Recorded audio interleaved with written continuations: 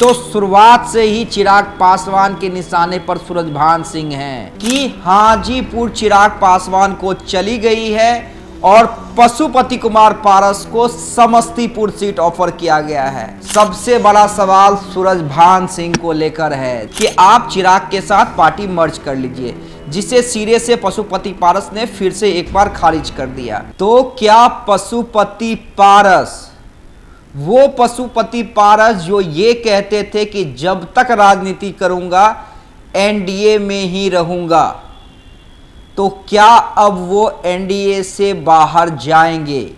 देखिए, ये बड़ा सवाल हम क्यों कर रहे हैं, क्योंकि देखिए हम पहले ही बता चुके हैं और आज कई नेशनल मीडिया ने ये खबर चलाई कि हाजीपुर चिराग पासवान को चली गई है और पशुपति कुमार पारस को समस्तीपुर सीट ऑफर किया गया है। एक ऑफर और भी दिया गया था विनोद तावड़े के द्वारा, और ये ऑफर नया नहीं है, पुराना है। नित्यानंद राय पहले भी दे चुके हैं कि आप चिराग के साथ पार्टी मर्ज कर लीजिए, जिसे सिरे से पशुपति पारस ने फिर से एक बार खारिज कर दिया। हाजीपुर छोड़ना वो नहीं चाह रहे हैं, समस्तीपुर से पशुपति कुमार पारस नहीं लड़ना चाह रहे हैं। चलिए, अगर इस पे भी बीजेपी आला कमान उन्हें मना लेती है, तो क्या पशुपति कुमार पारस इस बात के लिए तैयार हैं कि वो अपने भतीजे प्रिंस राज का टिकट कटता हुआ देख पाए? और सबसे बड़ा सवाल सूरजभान सिंह को लेकर है। देखिए, सूरजभान सिंह आप सभी जानते हैं, बाहुबली नेता हैं, खुद सांसद रहे हुए हैं, फिर अपनी पत्नी को सांसद बनाया और पिछले बार नवादा से उनके छोटे भाई चंदन सिंह सांसद हैं।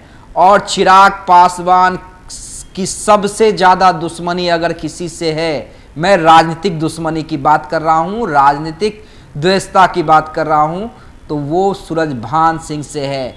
क्योंकि चिराग पासवान का मानना है कि अगर सूरजभान सिंह नहीं होते तो चाचा पारस की इतनी हिम्मत नहीं होती, इतनी ताकत नहीं होती कि वो पार्टी को तोड़ लेते। तो शुरुआत से ही चिराग पासवान के निशाने पर सूरजभान सिंह हैं, सूरजभान सिंह का परिवार है। और ऐसे में जो खबरें आ रही हैं कि बीजेपी ने पशुपति कुमार पारस को एकमात्र सीट समस्तीपुर ऑफर की है, उन्हें मनाने की कोशिशें जारी हैं। तो क्या प्रिंस पासवान के साथ साथ सूरजभान सिंह की कुर्बानी देने के लिए पशुपति कुमार पारस तैयार हैं? ये एक बड़ा सवाल है। देखिए, पशुपति कुमार फिलहाल तो नहीं माने हैं, बातचीत लगातार चल रही है बीजेपी के बड़े नेताओं के साथ, विनोद तावड़े, और आपने देखा होगा कि कल मंगल पांडे भी गए थे दिल्ली में उनके आवास पे। लेकिन मौजूद सवाल यही है, देखिए, चिराग पासवान को किसी भी कीमत पर बीजेपी छोड़ना नहीं चाहती है। चिराग पासवान का क्या प्रभाव है वो 2020 में वो नीतीश भी देख चुके हैं, बीजेपी भी देख चुकी है। उसके बाद जब पार्टी टूटी तो लगातार चिराग पासवान ने बिहार में मैसेज किया, उनकी जनसभाओं में जिस तरह से भीड़ उमड़ती है, युवा उनके साथ होते दिख रहे हैं।